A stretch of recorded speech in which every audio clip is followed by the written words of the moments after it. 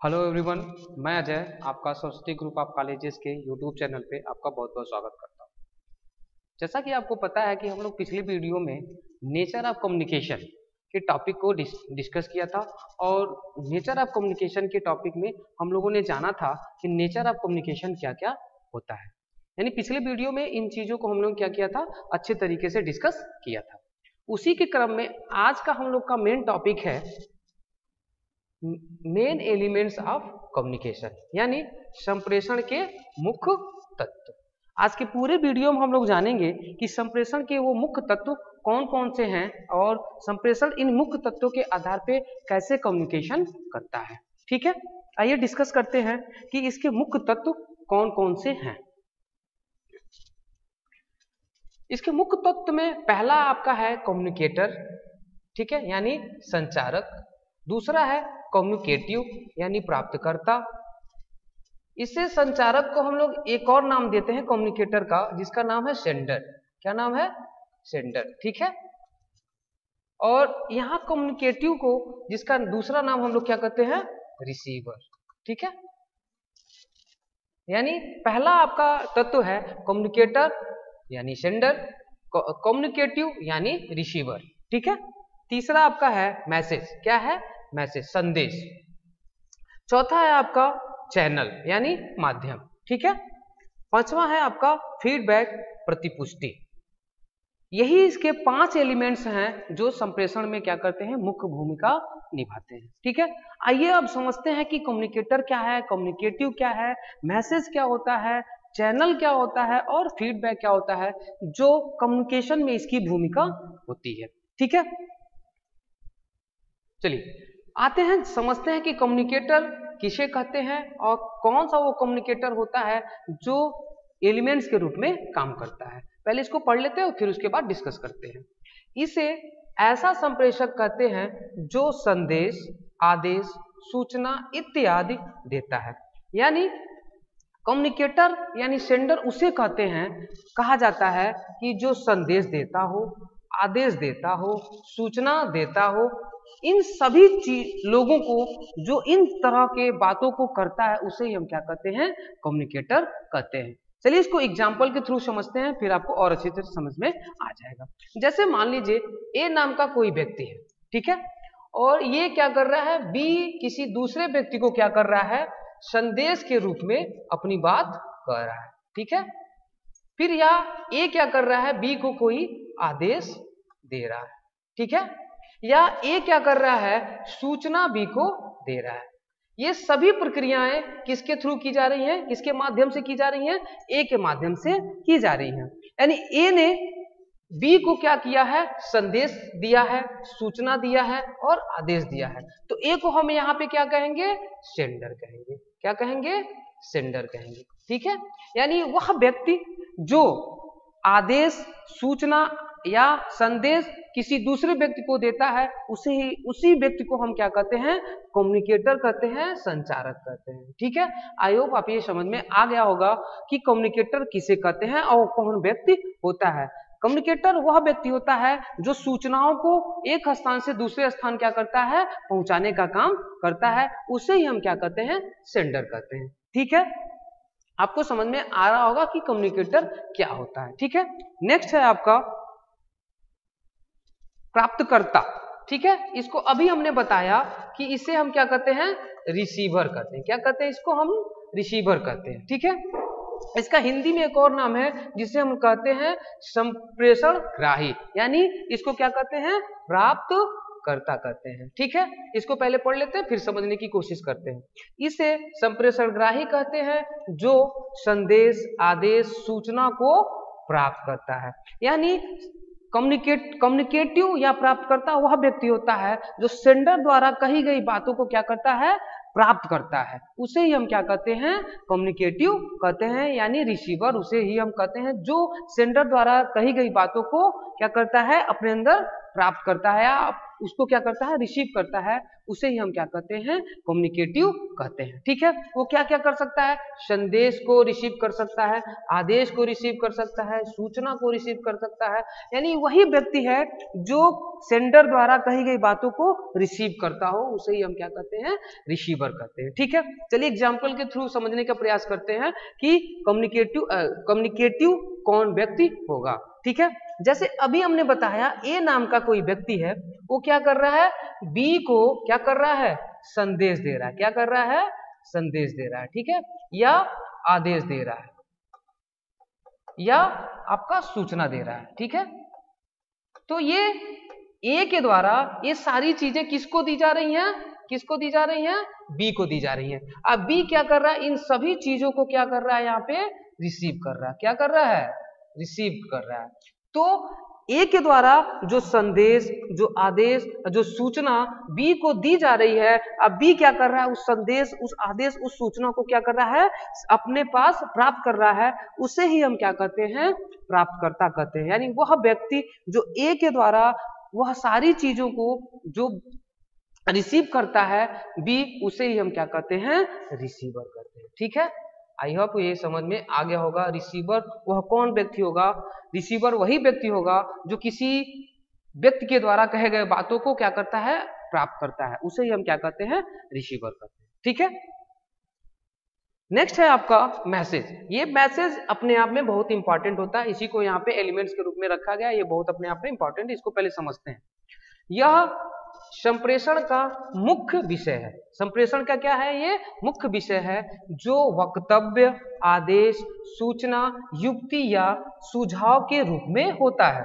संदेश क्या होता है, एलिमेंट्स में बहुत मुख्य भूमिका अपना निर्वहन करता है। यानी संदेश वह व्यवस्था होता है जिसके द्वारा सेंडर अपनी बातों को रिसीवर तक पहुंचाने का काम करता है। ठीक है, आइए समझते हैं कि संदेश क्या होता है। जैसे अभी हमने समझा राम नाम का कोई व्यक्ति है। ठीक है, ये क्या कर रहा है, श्याम को क्या कर रहा है, कोई सुझाव, ठीक है, या आदेश या सूचना क्या कर रहा है, रिसीव कर रहा है। श्याम क्या कर रहा है, इन आदेश, सुझाव या सूचना को क्या कर रहा है, रिसीव कर रहा है। तो राम के लिए जो श्याम को पहुंचाने का काम कर रहा है, तो सुझाव क्या है, ये अपने आप में एक मैसेज है। क्या है, एक संदेश है। आदेश क्या है, एक राम के द्वारा श्याम को पहुंचाने का संदेश है। सूचना क्या है, राम के द्वारा श्याम को पहुंचाने का संदेश है। ठीक है, यानी वह सभी तत्व जो क्या हो, सुझाव के रूप में हो, आदेश के रूप में हो, सूचना के रूप में हो, या वक्तव्य के रूप में हो, या युक्ति के रूप में हो, ये सारी ऐसे तत्व जो क्या होते हैं, मैसेज के रूप में होते हैं, उसे ही हम क्या कहते हैं, मैसेज कहते हैं। ठीक है, यानी जो सेंडर द्वारा रिसीवर को आदेश के रूप में, सूचना के रूप में, युक्ति के रूप में, वक्तव्य के रूप में पहुंचाने का प्रयास करता है। अब श्याम क्या करता है, उस चीजों को, आदेश को, सूचना, युक्ति को, वक्तव्य को क्या करता है, अपने अंदर समाहित करने की कोशिश करता है। इन्हीं चीजों को ही हम क्या कहते हैं, मैसेज कहते हैं। इन्हीं चीजों को क्या कहते हैं, हम संदेश कहते हैं। संदेश क्या है, एक तरह से क्या है, भाव है, विचार है, ठीक है, या सुझाव है। ये सारी चीजें किसके अंतर्गत आती हैं, संदेश के अंतर्गत आती हैं। यानी वो सारी चीजें जो विचार के रूप में हो, भाव के रूप में हो, सूचना के रूप में हो, सुझाव के रूप में हो, ये सारी चीजें वो क्या कहलाती हैं, संदेश कहलाती हैं। ठीक है, आई होप आपको ये समझ में आ रहा होगा कि मैसेज क्या होता है। ठीक है, नेक्स्ट क्या है आपका, माध्यम। माध्यम मतलब चैनल। ठीक है, पहले समझने का प्रयास करते हैं, फिर उसके बाद आगे बढ़ते हैं। यह वह मार्ग है या पथ है, यह वह मार्ग पथ संबंधी माध्यम है। यानी चैनल क्या है, वह मार्ग या पथ है जिसके द्वारा सूचना या संदेश संप्रेषण से प्राप्तकर्ता तक पहुंचता है। यानी कहने का मतलब ये है कि चैनल वह प्रक्रिया है जिसके द्वारा सेंडर रिसीवर तक अपनी बात पहुंचाने का काम करता है, उसे ही हम क्या कहते हैं, माध्यम कहते हैं। चलिए एग्जाम्पल के थ्रू समझने का प्रयास करते हैं। जैसे ए नाम का कोई व्यक्ति है जिसे हम क्या कहते हैं, सेंडर कहते हैं, ठीक है। इसके पास एक भाव है, ठीक है, या सूचना है, ठीक है, और ये क्या कर रहा है, बी को, ठीक है, क्या कर रहा है, भाव, सूचना या विचार क्या कर रहा है, रिसीव करा रहा है। क्या कर रहा है, रिसीव करा है। तो ये तो हो गया सेंडर ए, और बी क्या हो गया, रिसीवर हो गया। लेकिन ये ए के द्वारा जो भाव, जो सूचना, जो विचार हो रहा है, ये किस चैनल के माध्यम से पहुंचता है, यही हमको यहाँ पे जानना है। तो ए के द्वारा ये भाव, ये सूचना, ये विचार जिस माध्यम से बी तक पहुंचता है, उसी माध्यम को हम क्या कहते हैं, चैनल कहते हैं, ठीक है।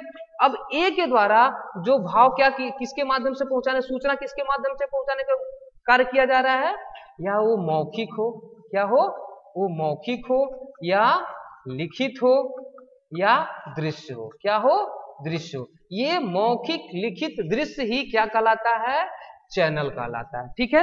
यानी ए के द्वारा वो भाव लिख के बी तक पहुंचाया जाता है, ए के द्वारा वो सूचना बोल के पहुंचाया जाता है, ए के द्वारा वो दृश्य दिखा के बी तक पहुंचाने का प्रयास किया जाता है। वही ये प्रयास, वही ये प्रक्रिया क्या कहलाती है, माध्यम कहलाती है। यानी सेंडर द्वारा रिसीवर तक जो भी संदेश, सूचना या आदेश या विचार रिसीवर तक पहुंचाने के लिए जो माध्यम प्रयोग में लाया जाता है, उसे ही हम क्या कहते हैं, माध्यम कहते हैं, ठीक है।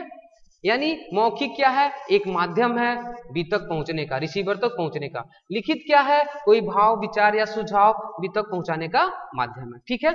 आई होप ये भी आपको समझ में आ रहा होगा कि माध्यम क्या है, ठीक है।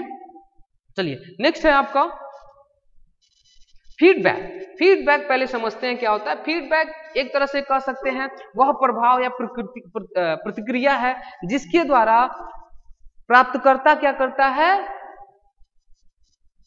सेंडर को अपनी बात प्रत्युत्तर के रूप में देता है, उसे ही हम क्या कहते हैं, फीडबैक कहते हैं, ठीक है। इसको पहले पढ़ लेते हैं, फिर समझने का प्रयास करते हैं। यह प्रभाव या प्रतिक्रिया है। यह क्या है, प्रभाव या प्रतिक्रिया। अभी हमने क्या किया, प्रतिक्रिया का शब्द यूज किया है, जो संदेश के प्रत्युत्तर में संप्रेषण को प्राप्त होता है। ध्यान दीजिए यहाँ पे, संदेश के प्रत्युत्तर में, यानी सेंडर द्वारा रिसीवर को यदि कोई भाव विचार पहुंचाने का प्रयास किया जाता है और रिसीवर क्या करता है, उन भाव विचारों को क्या करता है, रिसीव करके, और सेंडर को जो प्रत्युत्तर देता है वो प्रत्युत्तर पॉजिटिव या निगेटिव दोनों मेथड में हो सकते हैं, वही प्रत्युत्तर ही क्या कहलाता है, फीडबैक कहलाता है, ठीक है। यानी कहने का सीधा सीधा मतलब ये है कि संप्रेषण को प्राप्तकर्ता द्वारा जो प्रत्युत्तर प्राप्त होता है, जो उसने प्रश्न किया है, उसी प्रत्युत्तर को ही हम क्या कहते हैं, फीडबैक कहते हैं, ठीक है। आगे इसको एग्जांपल के थ्रू समझने का प्रयास करते हैं कि जैसे मान लीजिए ए नाम का कोई व्यक्ति है और बी नाम का कोई व्यक्ति है, तो ए क्या हो गया, सेंडर हो गया, क्या हो गया, सेंडर हो गए। बी क्या हो गए, आपके रिसीवर हो गए, ठीक है, रिसीवर हो गए। अब क्या है, ए ने क्या किया, बी को कोई भाव या विचार या सूचना, ठीक है, क्या कर रहा है, रिसीव करा रहा है। ए क्या कर रहा है, ए के द्वारा भाव, विचार या सूचना क्या कर रहा है, रिसीव कर रहा है। रिसीव करने के बाद बी के द्वारा जो ए को आंसर दिया जा रहा है, आंसर दिया जा रहा है, यही आंसर ही क्या कहलाता है, ए के लिए फीडबैक कहलाता है। क्या कहलाता है, फीडबैक कहलाता है। यानी ए को बी के द्वारा जो भाव, विचार, सूचना प्रत्युत्तर के रूप में प्राप्त होता है, वही प्रत्युत्तर ही क्या कहलाता है, फीडबैक कहलाता है, ठीक है। आई होप ये आपको समझ में आ गया होगा कि फीडबैक क्या होता है। यही 5 एलिमेंट्स क्या होते हैं, इसके मुख्य तत्व के रूप में कम्युनिकेशन के होते हैं, ठीक है। आज के लिए इतना ही। नेक्स्ट वीडियो में हम लोग पढ़ेंगे कम्युनिकेशन के ऑब्जेक्ट, ठीक है। आई होप ये वीडियो आपको समझ में आ गया होगा, ठीक है। नेक्स्ट वीडियो में मिलते हैं, थैंक यू।